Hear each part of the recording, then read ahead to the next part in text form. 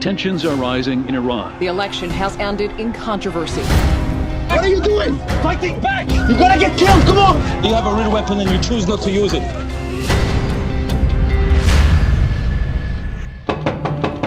Marcus Osborne from the Straight Male Friend Show. November is going to produce, well, the rest of the world gets to see the movie that I saw a few days ago. It is Rosewater. It is one of the best films of 2014. Seriously. And I agree with Marcus. Clearly, you're a man with taste. Thank you. Let me introduce you to our guest. It's Maziar Bahari. He's a journalist and he's the author. And this is a struggling young filmmaker named Jon Stewart, everyone. Maziar, the intent behind writing the book, obviously these things happen to a bunch of people. Not everybody writes a book. Why did you feel a book needed to be written about the film? There were so many reasons that I wrote the book. First of all, it was a selfish reason because I didn't want to be traumatized. I thought it was a healing process to talk about what happened.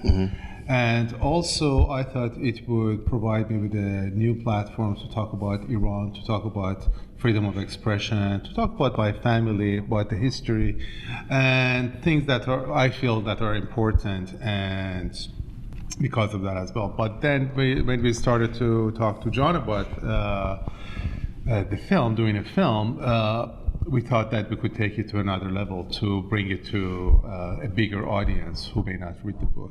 Right, I'll tell you, as I was watching, and the film is set in 2009 during the elections in Iran. I'm covering the elections for Newsweek magazine. I don't know why this thought popped into my head, but I'm going, wow, you know what? Social media really is useful. Like before, I'm thinking, like, if we didn't have social media, I'm like, oh my God, a world without selfies is not a world worth living in. And then you see this happening with folks. This is happening in real time, and it actually can and does have some power when you use it right. Social media deals with information, and information is a democratizing factor. It scares dictatorships, right? And that's why they try to suppress. They Facebook, can't control Twitter. it. Fighting back! You're gonna get killed, come on! You have a real weapon and you choose not to use it. Well, these are new technologies for them. And believe me, I mean, they will become more sophisticated in suppressing that. They'll find ways to reverse engineer it. And we even saw that in 2009. They used, in many ways, the networks that people use to connect to each other, the regime used to sort of reverse engineer and to find them. Who's a journalist, who's not, who has information, who has the ability to spread it, and they are going to fight harder to try and shut that down. What was so important about this material that you felt not only that it had to be a film, but you should be the person to write and direct it? It's such a relevant, current, urgent story. There are so many journalists, so many bloggers, so many activists that are suffering through what Maziar went through. You are a spy. And by taking that on, I think it pushed things forward, and we were able to accomplish it from that point on in, I think, a year and a half. You will tell them nothing.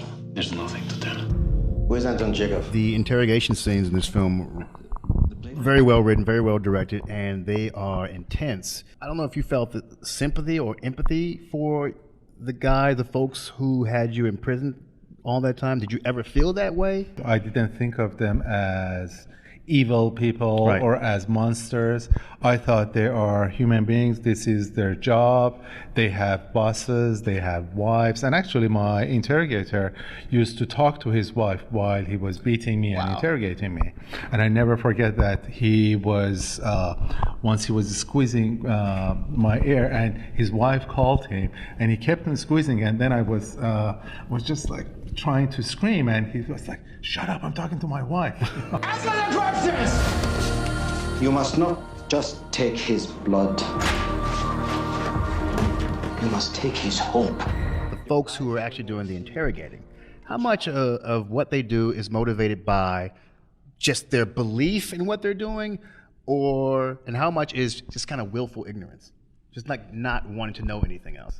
I think for a lot of these regimes, it's a question of there are people at the higher levels that are cynically manipulating the levers of power. There are useful ideologues that can be weaponized to do their bidding.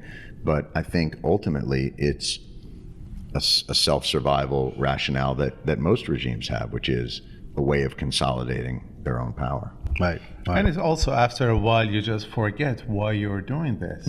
They are human beings who are working for a bad system, but they are human beings. I will never know you. Fight, Mazi. use your freedom. Use their weakness.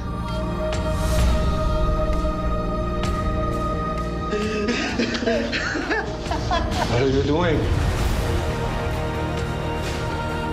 They locked you up, but you're still free. In their hearts, they know they cannot win.